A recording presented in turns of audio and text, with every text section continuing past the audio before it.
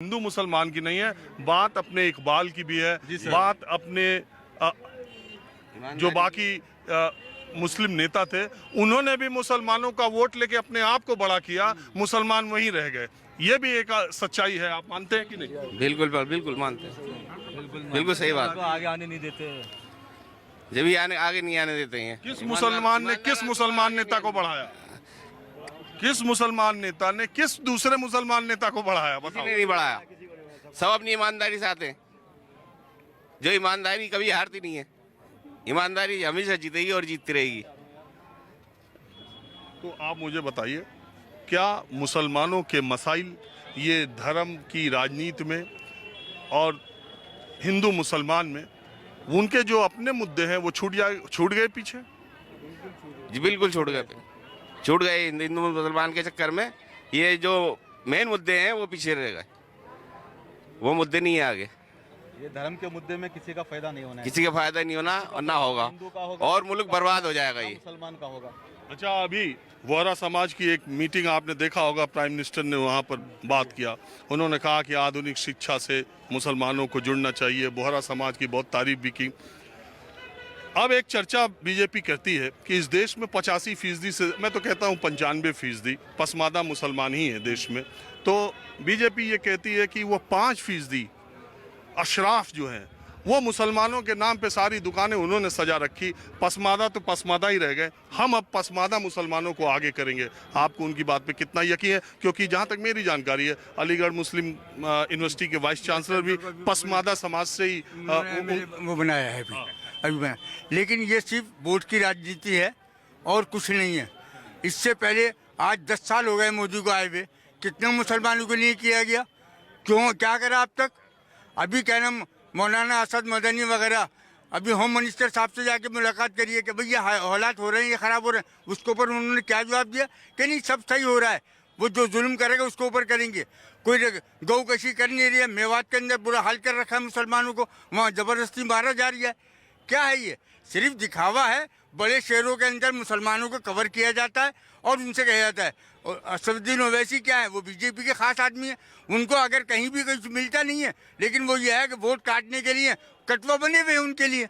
अरे वो कहते हैं तीसरी पार्टी जो भी है, आप कहते हैं आप गुजरात में केजरीवाल लड़ने गए तो आपने क्यों नहीं कहा कि वो बीजेपी की बी टीम है? आप ओवैसी को क्यों करें? ओवैसी कितनी सीटों पे लड़ते हैं? कहाँ पे भाई, वहीं पे लड़ते हैं। अभी आसाम में गए तो वहाँ क्या हाल करा था उन्होंने? सिर्फ उनको बदरुद्दीन अजमल वगैरह की सीट के मुकाबले पे उनके लड़े ताकि मुसलमानों के वोट डिवाइड होता है और ये हट जाए। वही हाल हुआ, वहाँ बीजेपी आई। कभी वहाँ बीजेपी आती थी आसाम के अंदर में, लेकिन बीजेपी इसीलिए आई कि वो इन लोगों ने वोट काटे मुसलमानों के।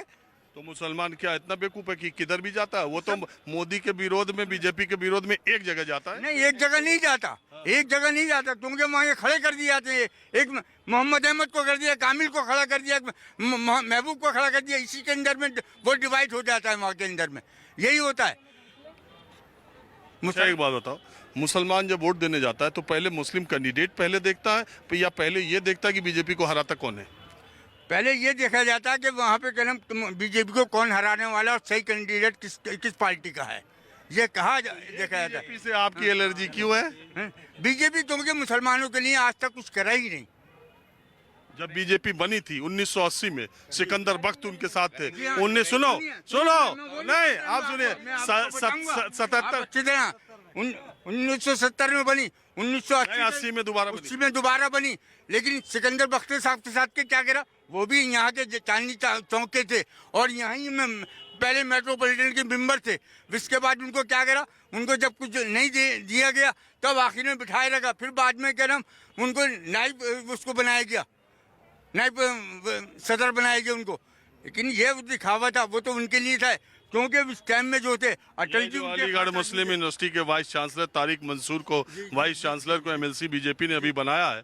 शायद आपको मालूम ना हो, 1977 में मुअज्जज जी थे जो 1977 वहाँ प्रोफेसर थे, वो भारतीय जनसंघ से विधायक चुने गए। और आपके इस इलाके में भी भारतीय जनसंघ से अनवर देलवी थे, यहाँ पे 70 के अंदर में थे, वो ये एक सीट आती थी। इसके बाद में हबीबा किदवाई भी आई है यहाँ से और खुर्शीदा किदवाई भी आई हैं।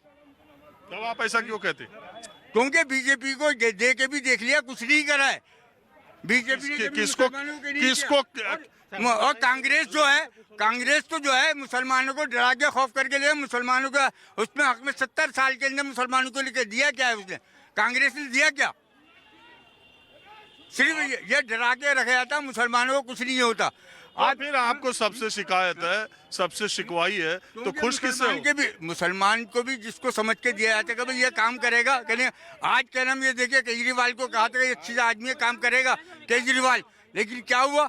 अब देख लिया हज के मौके में कैसा काम हो रहा है, हज कमेटी के अंदर में क्या हो रहा है। ये सब सियासी खेल है, सियासी चलते रहेंगे, मुसलमानों को कुछ भला नहीं होने वाला। आप क्या